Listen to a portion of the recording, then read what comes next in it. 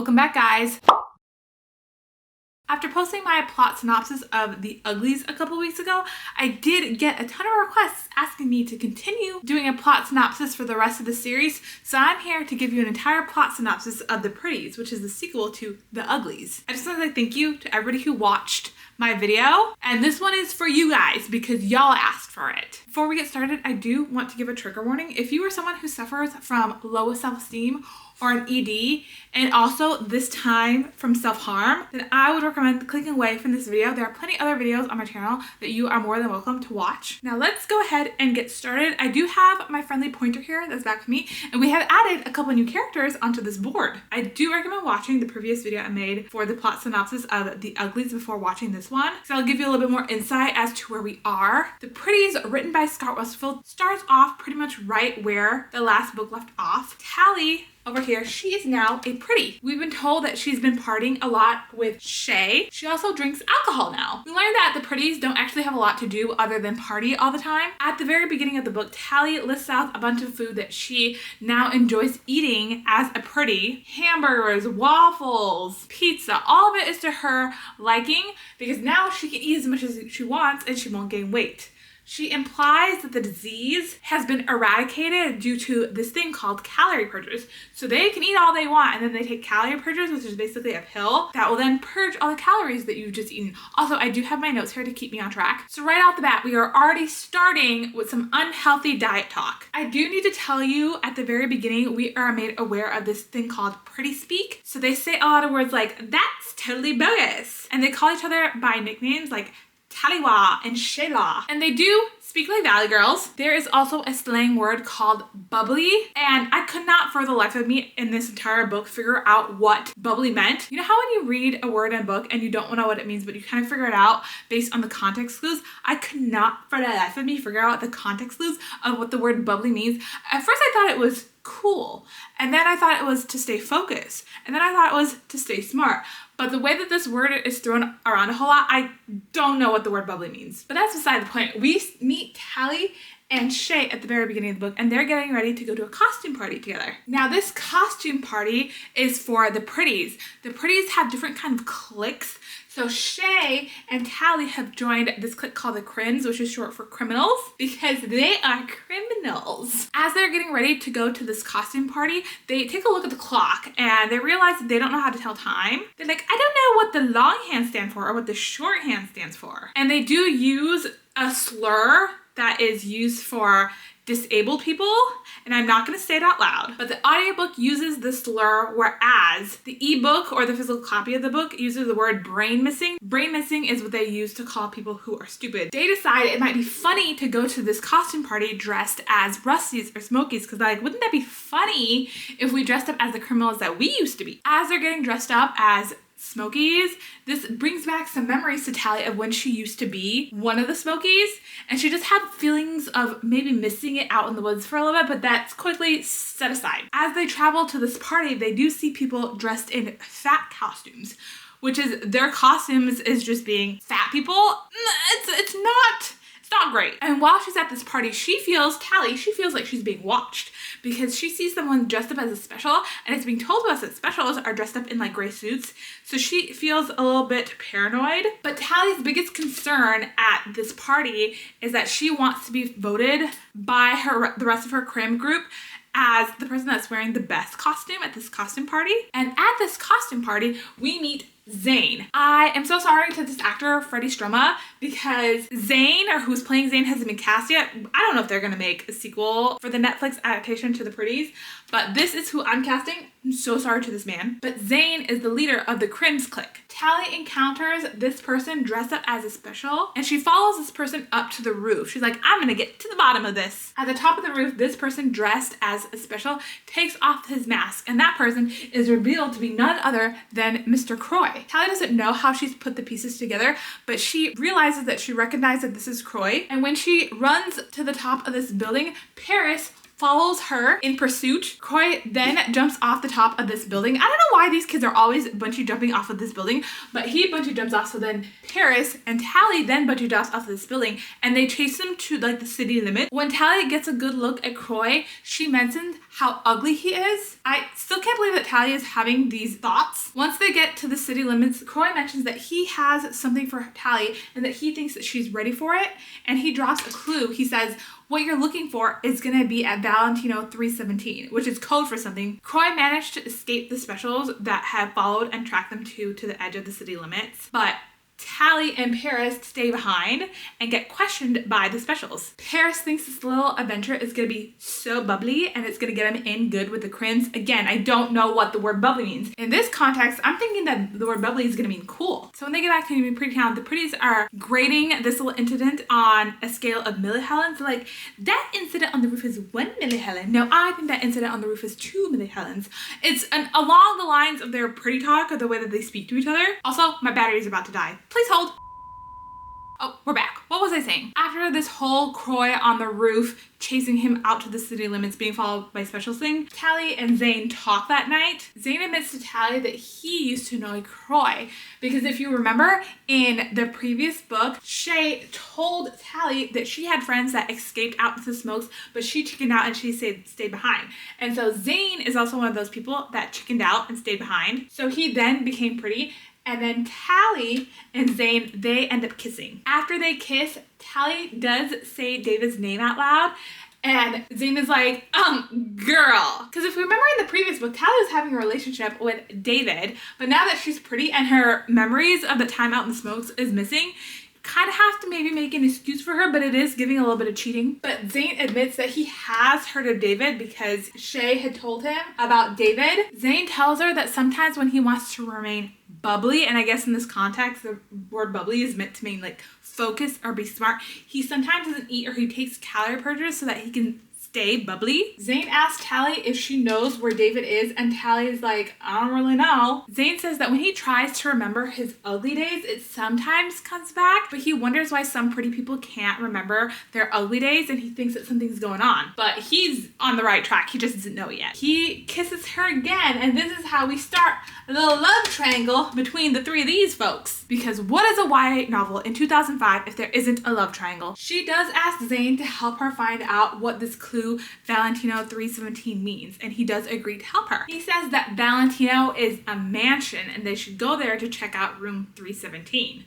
But the thing about them is that now they have what's called an interface ring. So this is given to most of like everybody that helps them control their smart homes. So like turn on the lights or close the door. But it also helps the government track you down. So they decide to leave their interface ring tied up on a tree in a pleasure garden. And Tally's like, what do you think they find that suspicious? And he's like, no, I've been to the pleasure garden so many times. The government or special circumstances, they'll put the clues together and figure out what we're doing in this pleasure garden. Hint, hint. So they go to the Valentino building and they try to find room 317. But what they realize is that room 317 doesn't exist. There was an elevator that was constructed in place of where that room used to be, and they can't get that elevator to work because now they have their interface rings. So they then decide to climb to the top of the building. And once they're on top of the building, they see this little shack. So they go to the little shack and they try to open up the door, but it's locked. They assume that they're gonna need a key to unlock this door, and Tally thinks this is meant to be hard. The Smokies are gonna put the key in a place that's gonna be hard to get to or hard to find. She spots a tower off into the distance and she assumes that the key must be on the top of the tower. So they decide to climb to the top of the tower without any kind of like equipment or climbing gear because the Pretty surgery has actually given them surgery and muscles and stronger than your normal ugly. At this point in the book, they keep telling themselves to stay bubbly. They're like, I gotta stay bubbly, I'm thinking that the word bubbly means focus. It's just the word bubbly is all over the place. As they're climbing to the top of this building, Tally slips and places her foot wrong and starts to free fall. She does grab onto a rope that she managed to find out of nowhere. I don't know why she didn't just grab onto the rope and use that to climb to the top of the building instead of just like free climbing it. So they get a key at the top of this building, and then so they go to the shack and they use it to open the door.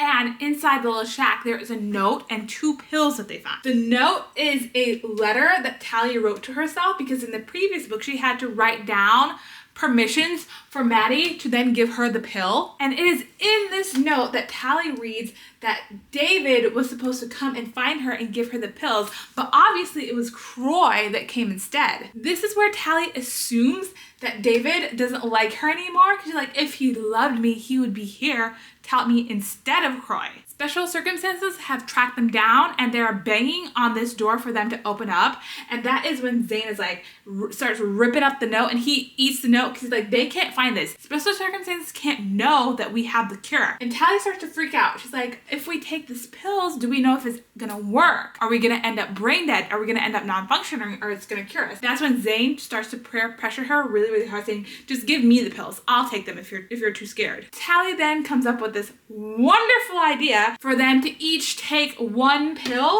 Zane's like, I don't know if that's a good idea, but they go ahead and they each take one pill and then they kiss each other, and that's how special circumstances find them. Weeks have now passed since they have taken the pills, and Tally seems to think nothing's changed, everything's fine, but Zane's having a lot of headaches. Heavy foreshadowing on that point. Now that they have broken special circumstances rule once again, instead of having interface rings, they're giving it interface cuffs, which they cannot take off. But Tally and Zane do come up with a plan that if they just don't eat food, they'll become skinny enough to then slip the cuffs off of their wrist, and that's how they're gonna get away. Because Zane is also under the impression that starving yourself helps you think clearer. I don't like this man. Once again, no offense to this actor. They then decide to play a prank because they want to get a message out to the people in the smokes to let them know that they found the pills, they've taken them. So they think, what's a better idea than to play the pranks of all pranks, that everyone in town will hear about it, and then the rumor mill will start spreading, and that's how they're eventually going to get that rumor back to the smokes. The logic is not logicking with that plan. So they go to the skating ring where the ice is actually elevated in the air and you can see the people above you skate. Their plan is to break the ice so then it makes everyone else who's skating fall down. But everyone who's skating is already wearing like bungee jackets. They won't plummet to their death. This plan does work and they do break the ice. They're both like, oh my god, we just played the biggest prank to end all pranks. Again, this sounds like a terrible plan. Tally and Zane end up going to a bonfire that night, and Zane keeps getting these headaches, but he refuses to go to a doctor. And at this bonfire is where Tally comes across her arch nemesis, Dr. Cable, once more. Tally pretends to be dumb in front of Dr. Cable, but Dr. Cable's like, girl, I ain't buying it. Quit trying. Dr. Cable's like, girl, I don't care if you destroy property. Do you think we don't have contingencies in place? That's what the bungee cords are for. My job is to keep all the pretty people from accidentally killing themselves. Dr. Cable was thinking Tally wouldn't be able to carry out these pranks anymore because she's pretty, but she's impressed. She's like, oh, you're still mildly not dumb. You're only kind of dumb. Dr. Cable admits that the people who run off into the smokes, she's tracking them so hard to bring them back to the city because she used to be a runaway too.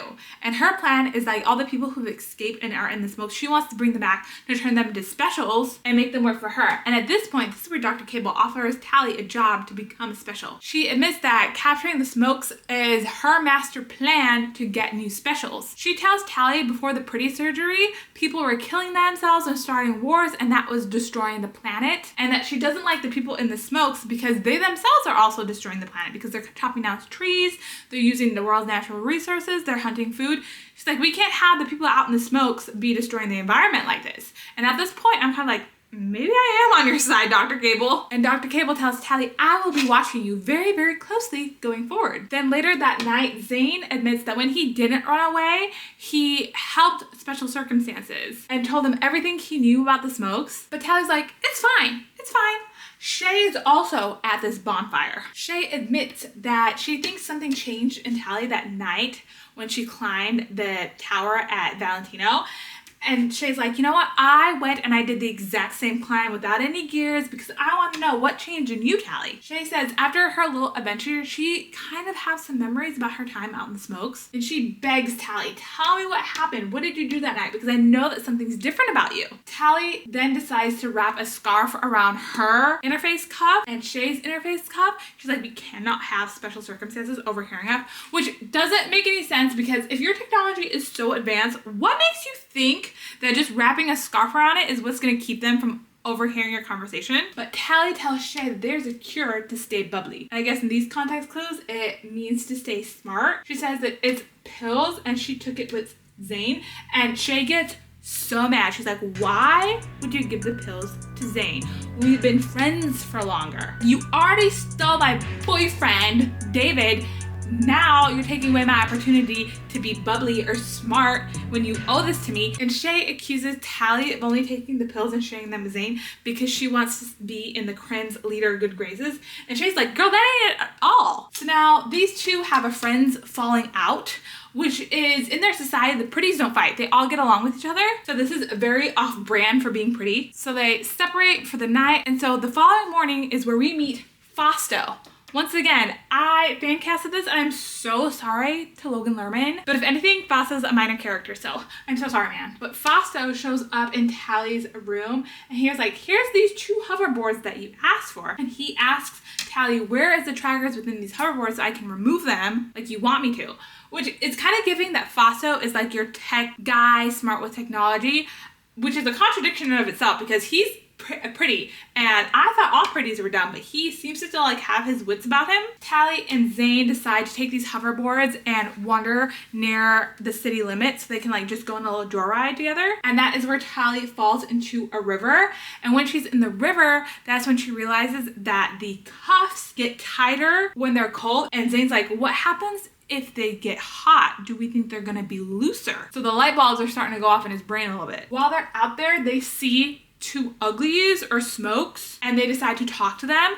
And this is where we find out that the special circumstances have been doing sweeps of the rusty ruins, and the new smokes people, they had to all scatter into the wind because they didn't want to get caught. This was about a month ago, which is about the same time that Croy showed up to give Tally the clue about Valentino 317. So that's when Tally's like, they're out there, they're just hiding, they're lying low. And she asked these smokes to come and get her or pass her a message somehow to let them know if the new smokes show up. And while they're out there, they also see Shay out in this clearing in the woods. It's also like raining and very cold outside at this point. Shay has taken a couple of other pretties out into this clearing. She takes off her rain jackets and she holds up this knife, and Tally's like, oh my God, what is Shay about to do? Shay then cuts her wrists.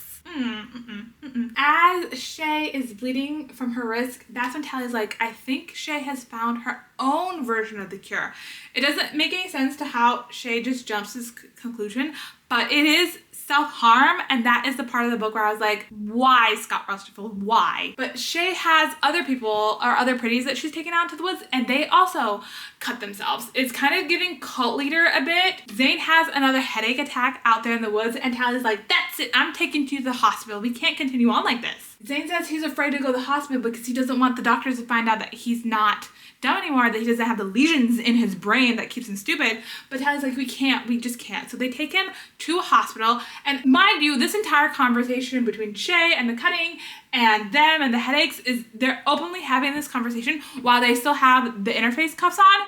It's like they've forgotten that special circumstances can still overhear all of their conversations. It's not making sense. So once they go to the hospital, they get separated. Tally sees this doctor called Dr. Anders, who tells her, hey, you actually need to start eating and putting on some weight again because you're a little bit too skinny. Dr. Anders also asks her, what is that fight that you and Shay had? Because like I said, pretties are not supposed to fight with each other, which also is not clicking in Tally's brain at this point. How does he know all this? Because she doesn't realized that she had the cuffs on and she was like openly discussing this. So they then both get released from the hospital and they go back home and they start planning in earnest a plan on how to escape. Zane takes her to this like equipment mechanic shop and he shows her what is called a crusher. He says, I'm gonna stick my hand under this and you are gonna power this machine with Fausto's help so that we can crush this bruises off of me. And Tally's like, it could also break your hand. While they're there, they see this woman who is blowing glass, which if you blow glass, the glass itself has to be really hot. And she's wearing gloves in order to blow glass. That's when Tally gets the idea that those gloves are supposed to be worn underneath the cuffs. Her idea is that they're gonna hijack some hot air balloons. They tell some of the Crins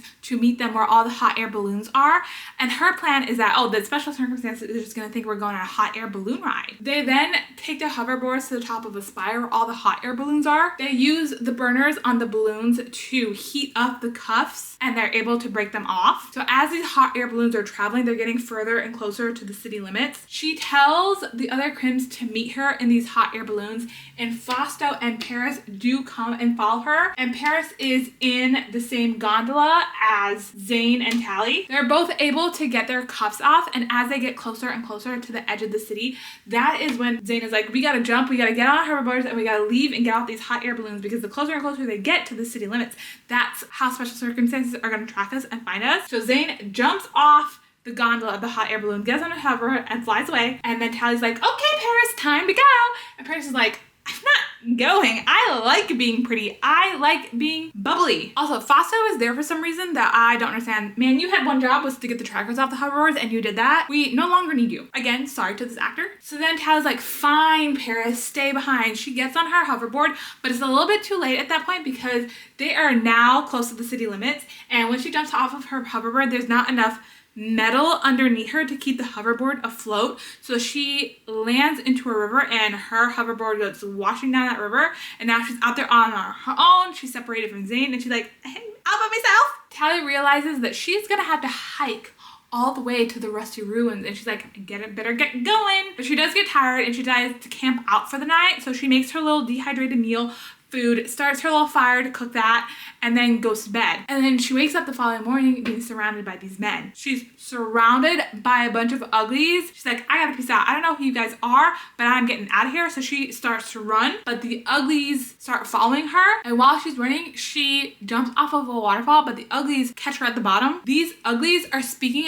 in a language that she does not recognize. And we are at this point in the book where Tally takes a detour. And this side plot in the book loses me. When she meets these uglies, she's having some very unpleasant thoughts. She thinks that they have pockmarked skin, that they're old, that their skin is sagging, and it has scars. She's like, well, if you had some doctors back in the cities, you can get that fixed. These uglies take her to their base camp, and she's introduced to their holy man, or their leader, Andrew Simpson Smith. It's such a complicated name for some people who survive off of the wilderness. These are not the Smokes. These are like a tribe of people, but these people are enamored because they don't come across pretties all that often, and they call pretties the gods that fell from the sky. It's kind of giving cult. These people sleep in a hut piled next to each other. The following morning, Tally's like, let me just wander off this hut and see if I can find my way on my own. But Andrew Simpson Smith follows her out. I actually don't have a picture of Andrew Simpson Smith up on here because he plays a very minor role. So Tally tells Andrew, I am trying to find my friends. I'm not trying to stay out here with y'all living in this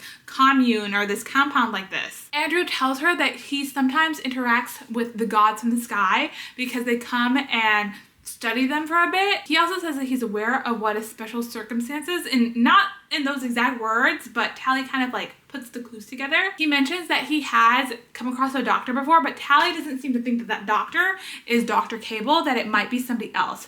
But Andrew Simpson Smith tells her his own tribe of people sometimes comes across other tribes of people that he calls outsiders because they have like a tribe war going on. This tribe killed his dad and he is out to revenge his dad. Tally asks Andrew, can you please help me find my friends? He's like, yeah, I'll help you do that. So then they start making their way through the woods, and as they're making their way through the woods, she shares some of her dehydrated food with him. He's like, we can't start a fire to heat that up because we don't want the other tribe of people to find us. They do sleep out in the woods together, and Tally's like, I like cuddling up next to this man that I've just met. That night, they encounter some of the people from this other tribes because they can hear them talking, and Andrew's like, girl, I need to go find these people and avenge my dad. Hang out here for a sec. And Tally's like, why would you just leave me like that? He does end up coming back because he tells her, you know, it wasn't the tribe that killed my dad, it was someone else, so it's fine. I can stay here and be with you. Again, this entire side plot makes no sense. We didn't need it. And then for some reason, Andrew mentions to her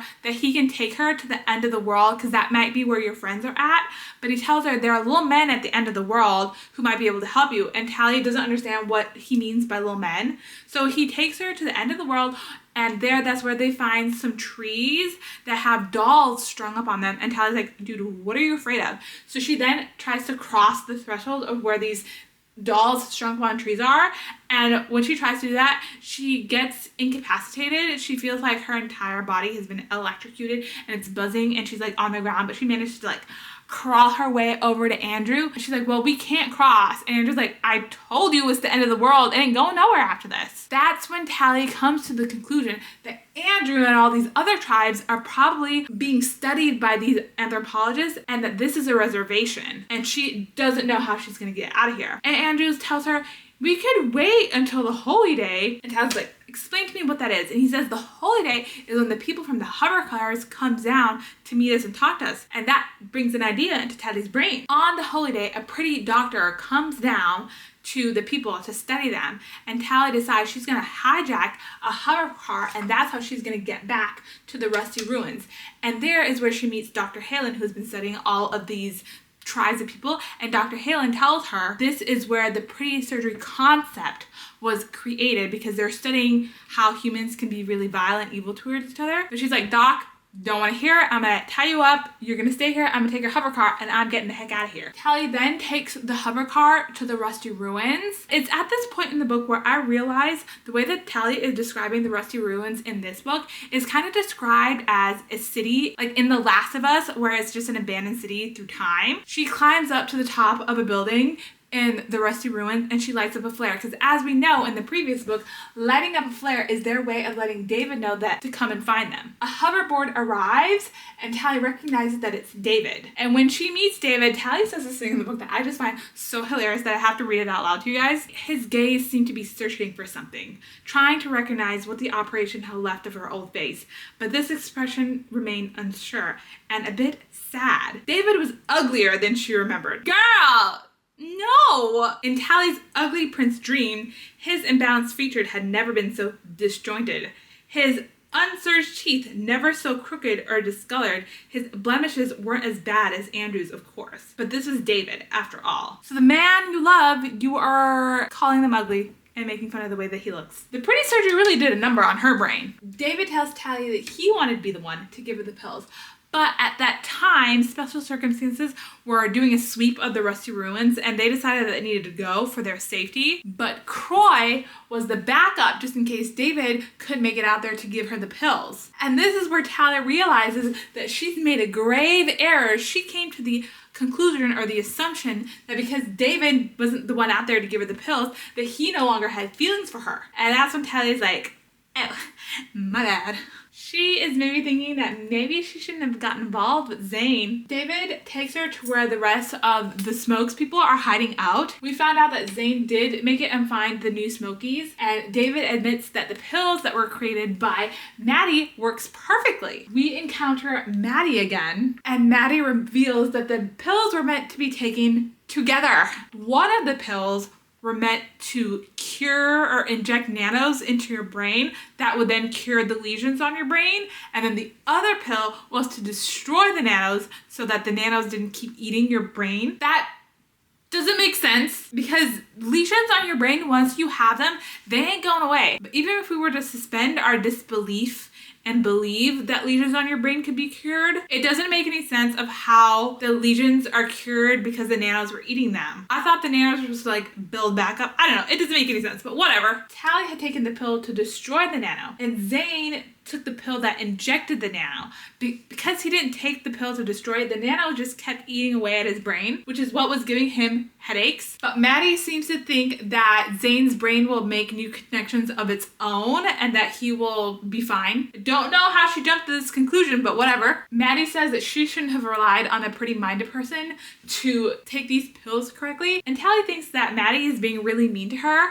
But like, of course she is. Tally is directly involved in her husband's death. This is her husband. I should take him off this board. Actually, let's just go ahead and do this.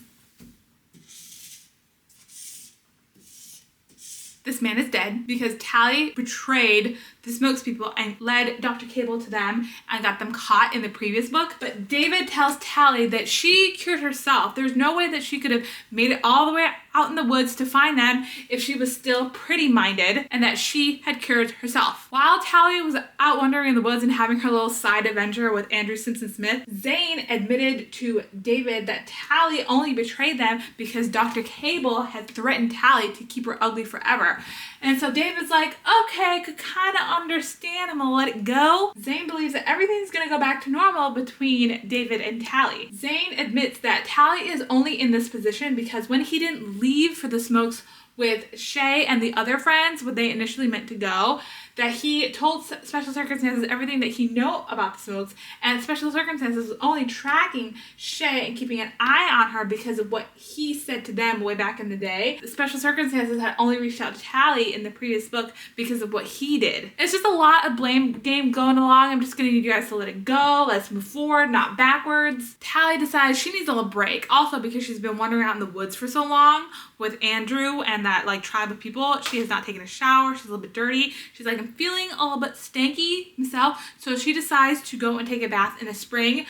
This doesn't make any sense to me because the Rusty Ruins has been described to us as a city, but where is the hot spring in the middle of a city? The logic isn't logicking. So while Tally's out there taking her little bath, David comes rushing up to her and he's like, I gotta scan you for a bug. Because after Tally betraying them in the previous book, they had taken some extra precautions of now when new people come out to the new spokes, they scan them to make sure they don't have technology on them, tracking them.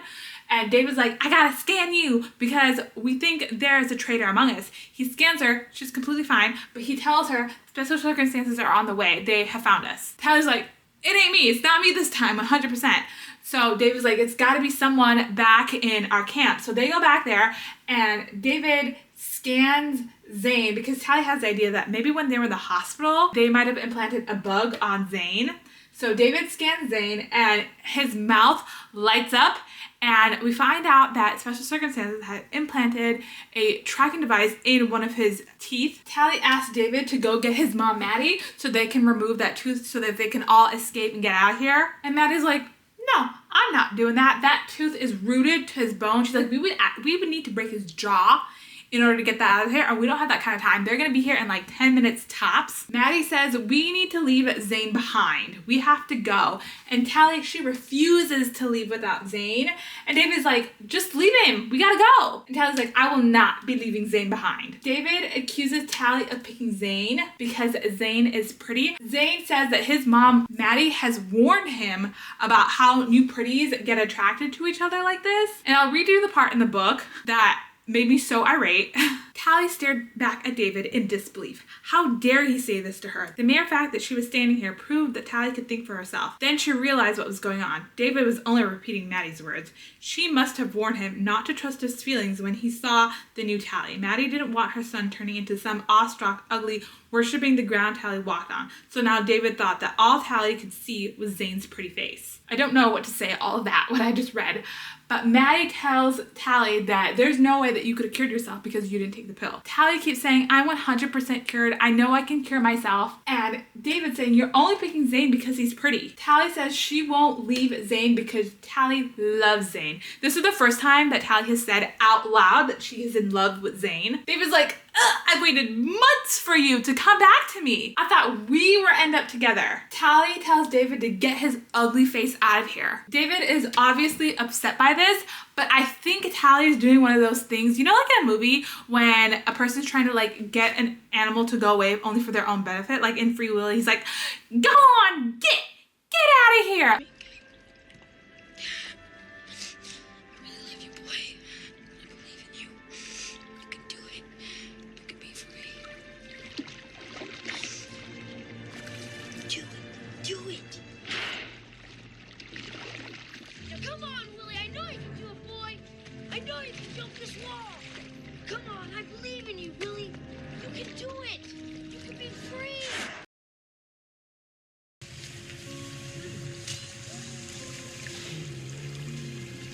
To go.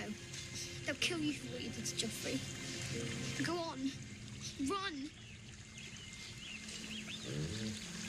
Go. Leave now.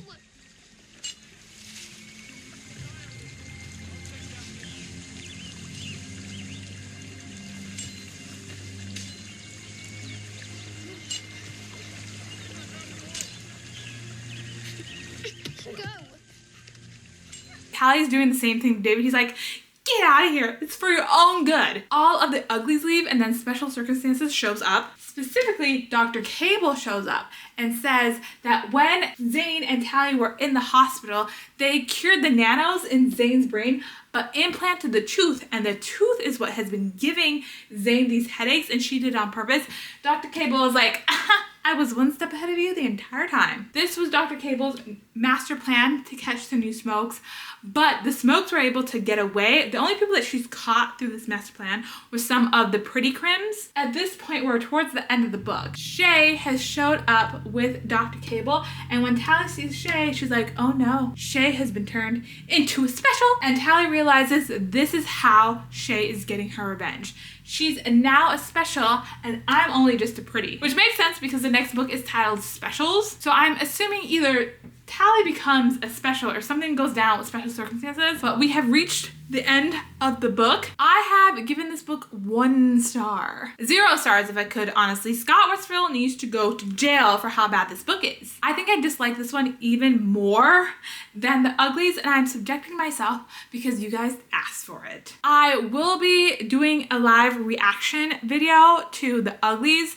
At this point, that movie has been out for a couple weeks now. I don't know if there's still an appetite for it, but you guys have asked for it, so I will be doing that. It might not come for a couple weeks now, but it's gonna come. I've been thinking that maybe I should continue on and do a plot summary recap of the rest of the book in this series, which would be the specials and the extras. But I've also been thinking of making this just an overall series on my channel. I'm thinking of calling it YA Throwback. I mean, there's a lot of YA novels to do plot summaries for.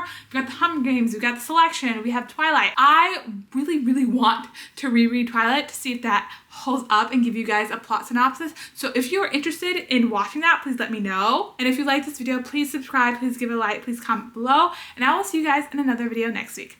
Bye!